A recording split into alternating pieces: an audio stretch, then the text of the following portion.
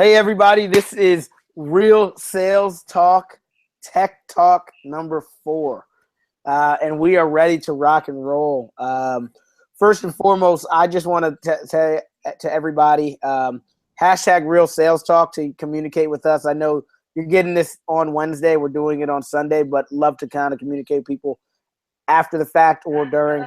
So please let us know if you're watching. Love to talk to you guys about what you're hearing on this Tech Talk here. We will let Sean kick it off tonight. He has an article for you guys in regards to sales, and we will go from there. Awesome. Thanks, Henry. So I'll share my screen just because I think it's interesting to give people visuals for what I'm talking about here. So this article comes from John Barrows. You know John Barrows? He's in Boston. Yeah, I know. Yeah, I follow him on Snapchat. Sweet. Yeah, so let me just go, here it is. Yeah, so this one, he actually did recently, September 22nd, last month, and he's just sharing some nuggets on how to sell, essentially. And so he talks about holding clients accountable, gauging interest, maintaining urgency, re-engaging with someone when they go dark. And the one that I want to talk about is going over someone's head without pissing them off, which is which takes a lot of skill and expertise. And he builds this case essentially for the reason why you want to go top down, why you want to reach out to the executive level and get referred down. And essentially what he's recommending is when you go top down, you by nature of making contact with that executive first, you actually have a natural path back to them to keep them updated with the progress of that conversation with whoever he or she has referred you to.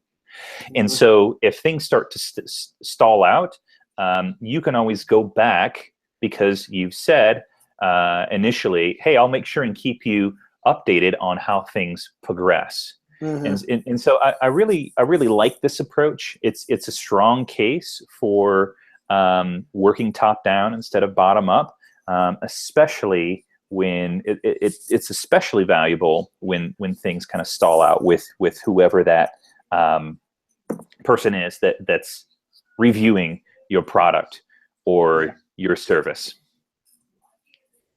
So that's my little article. This is from John Barrows. I'll make sure and put this link in the show notes. Yeah, that's the one that I'm sharing with everyone. Cool. And I just want to talk a little bit to that. I think that speaks a lot to if you're doing enterprise sales, like don't get pigeonholed with one person, right? Yeah.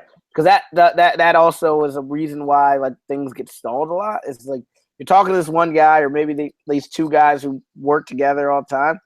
You got to have somebody else you can reach out to and be able to shake things up at times. And I think John brings a great point: is the higher you are up there, you can at least get the real. Maybe it's stalled for a reason, but if nobody's telling you anything, you're really stuck, and you're right sitting there telling your sales manager like, "No, it's really a good deal," but I haven't talked to them in 2 months. Like, it's no longer really a good deal unless you know why you haven't talked to them in 2 months. So, I've lost scores of deals because I started bottom up, and I didn't have anyone else to go to in the organization to help me out. So I can speak from experience and say how valuable it is. And I know in the times where I did start from top down, it's been helpful to be able to kind of have that person step in and help or say something or push things along. And one thing I'll say though, just before I kind of go on, is this helps a lot when you're cold calling, you're doing the outreach yourself. What makes it challenging is when you're doing like a freemium product or trials, typically the person who will do the trial will be the bottom. Like, right, it'll be the actual system administrator or something or whatever that level is for you. And I think something that what I think is good in that case is like reach to the top earlier because it's less likely to blow up in your face. Like in my opinion, and to kind of going off John, like what John's talking about, you want to have at least a contact with the top. So like if somebody in an organization reaches out for a freemium trial of your product, like email, like if they like for me it was systems admin, right? Then I just email the CIO of that company like, hey, just want to let you, saw you member of your team reached out to try out our product. I'm going to be taking them through everything. Let me know if there's anything that you also want to see out of it. I'll keep you updated on what's going on. Same thing, but it's just it's using the bottom to engage the top. But the top is huge in getting the deal done. So love it. Engage them. I love it. As much as you can. Cool. Great feedback. What do you got? Henry? Yeah. So what I want to talk about is something that I've been dealing with all week, and it's been a huge pain and like thorn in my side. You got some drama going on in your life, Henry? Yeah.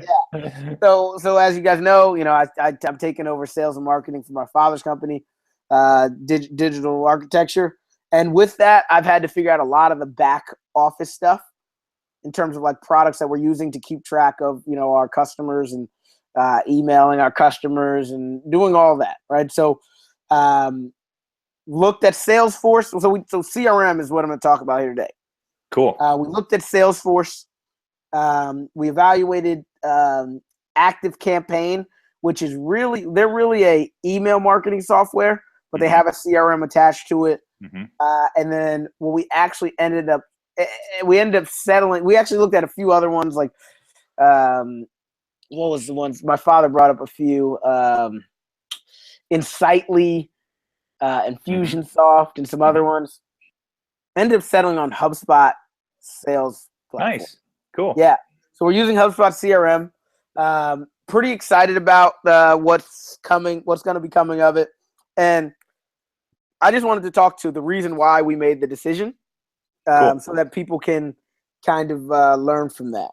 So one of the things that was huge for us was integration with the rest of the platforms that we're using. For me, there was one software that was a non-negotiable, which was Drift. So pretty much everything had to integrate with Drift. Had to integrate with it. Just explain what Drift is, if people haven't heard previous conversations that we've had about Drift. Yeah. So Drift is a chat, essentially, like from the high level, it's a chat box on your website or within an app. It's a communication tool to speak with your customers or people who are visiting your website. And I love it. I love what the company's building. I believe in that. Why I really like it and why I'm non-negotiable on it. I believe that it's going to continue to evolve very rapidly, and I've seen that happening since I've been using it. So I believe in what it's doing, enabling me to communicate with people who are on my website a lot quicker, and I believe it's going to help me close on more deals. So that was non-negotiable. So I needed everything else to integrate with that. Challenge there. Active Campaign did not. An Active Campaign, like I said, is an email marketing software first and a CRM second. And from that perspective, right, like we don't need that much from a CRM. We do really just need to kind of keep track of people. So it was feasible to use that, but it didn't integrate with Drift. I tried to use Zapier to like do the integrations, but it just became a second job. And honestly, at the size that we are and the time that I have, wasn't an option. That brings me to Salesforce, and that was actually a reason why I ended up not going with Salesforce as well. I spoke with the Salesforce sales team, and we talked to them a bunch, and they integrate with everything, right? They're the elephant in the room. Yeah. So it was almost like we're gonna go with Salesforce, right? I was. So you were thinking that in the very beginning, like Salesforce is going to be the solution because they can play with everyone. No, so I did walk in the door wanting to use HubSpot. I wanted to use HubSpot from the beginning, but they didn't integrate with Active Campaign. So like there was a lot of Zapier stuff going on with that to make it work. And I was like, I really want that. They didn't integrate with Active Campaign or this like support software we use. So I was like, I really want to make it work, but you know what, if Salesforce will make it work easier, like whatever, I'll give up on that. I'm just not giving up on Drift.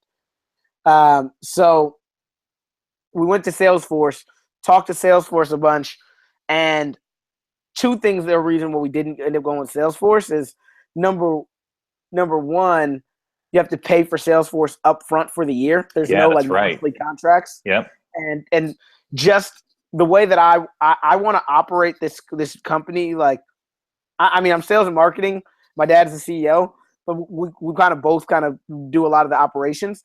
And I want to operate this company very nimbly. Like I don't want to be stuck in something if I'm not 100% on it. So that held me back a bit. And then number two, I talked to the people at Salesforce, and everything sounded good. And I was like, all right, well, let us do a trial, like just to make sure that, because I know for a fact that a lot of large organizations have like Salesforce consultants come in, Salesforce integrators. Oh yeah.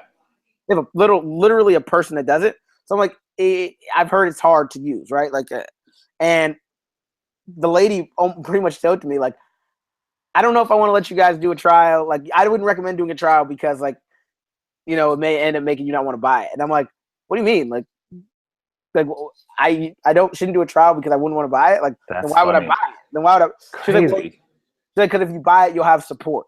So she's admitting. It sounds like she's self-admitting that it's not a great software. It's not easy to use. Like, it's a good software. It's just not easy to use. She's like, really what people end up doing is they get a consultant or integrator to come do it for them. And we were like, how much is that? And it's like, wow, $3,000 to $4,000.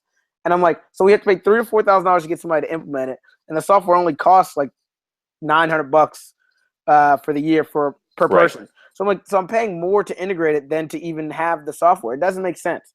So for us, right? If we were 150 people, it may have made a lot more sense. Of course, probably would have. But right now, it's just not. It ended up not being the product for us. So we ended up going with HubSpot. HubSpot is a lot more lightweight. Like, it doesn't do as much as Salesforce, obviously, but it integrates with Drift. It integrates with our email Well, actually, I ended up having to move away from ActiveCampaign because it didn't integrate with ActiveCampaign. There's another thing called Drip that I went with, that I'm willing to work with. And it does everything I need. I don't need that much out of a CRM. Just need to house like who I'm calling and what I did on that contact. So we're gonna work with them, and they're free. That also helps. HubSpot CRM is completely free, no matter how many contacts you have or anything. Where you end up spending money is if you like try to use if you want to use their HubSpot Sales, which is like essentially their email marketing platform. It's like $50 a month or something. So still, I mean, it sounds like flexibility and affordability won out in this case. Exactly. So that's been my struggle of the week, and I wanted to share that with your drama. Yeah, CRM drama. Yeah, exactly. So I'm not crazy about Salesforce. It's like, I don't know. I'm just trying to think of something to compare it to, but nothing's coming to mind. But it's just terribly. It's the dinosaur. It's the archaic dinosaur, and it blows my mind that so many organizations use it, and it's as not so user friendly, unuser friendly, or however you say it, as it is. It's just like, surely, I mean, I think HubSpot is doing a great job. I also like Spiro, and I see them moving into being a massive competitor. As they continue to add to their product. So yeah, it's interesting to hear that thought process that you went through.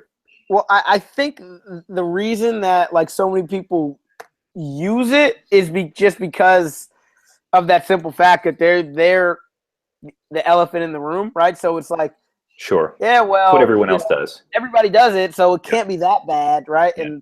And that I think that's just a terrible way to evaluate things, but it is how people evaluate. So yeah, and I mean, they've got tens of thousands of people going to their annual conference, Dreamforce, too. Mm-hmm. So it just blows my mind. Like, Yeah. I could understand people getting really excited about a product that's easy to use, but Salesforce is just not at all. Not it.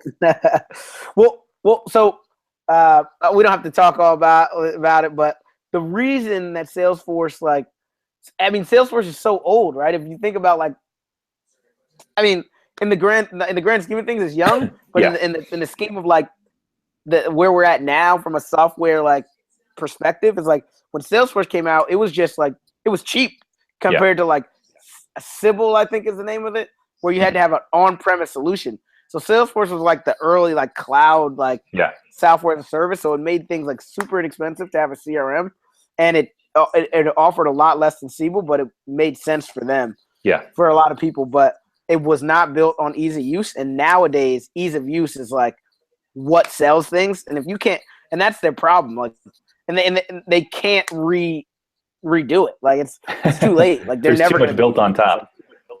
exactly. It's too late. It's just it's gonna be crap. But I'm excited about someone like HubSpot or Spiro contending, yeah, because I am too. it just takes someone to hold out and not sell out to Salesforce, Yeah, and to want to say we're going to beat Salesforce at their game and be yeah. better and make it easier for people to use.